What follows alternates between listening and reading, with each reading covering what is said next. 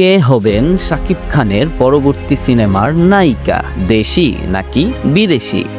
Indian নাকি Pakistani?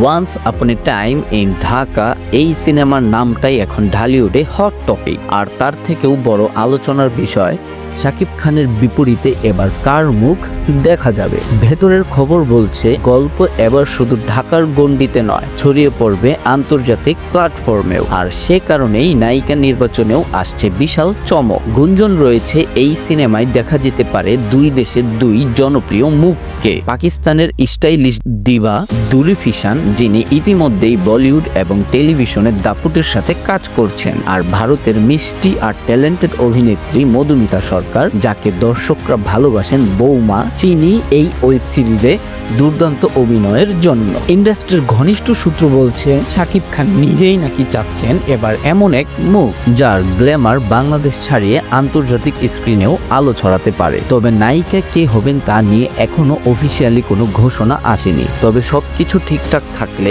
Once upon A time in ঢাকাতেই প্রথমবারের মতো শাকিবের সঙ্গে স্ক্রিন শেয়ার করতে পারেন মধুমিতা বা দুলি ফিশান।